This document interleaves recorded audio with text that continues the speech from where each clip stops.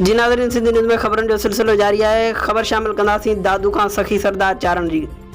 दादू जे model criminal trial court जे जज नदीम बदर काज़ी जी अदालत में उमेर रबाब चांडियो जी 3 गर्भातियुनि जे क़त्ल केस जी ॿुधणी 18 जून ताईं मुलतवी कई वई।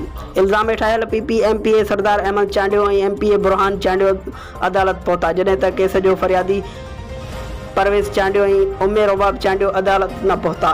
केस में गिरफ़्तार जवाबदारनि ज़ुल्फ़कार मुर्तज़ा सिकंदर अली गौहर चांडियो ऐं ॿियनि खे हैदराबाद सेंट्रल जेल मां दादू जी अदालत में पेश कयो वियो।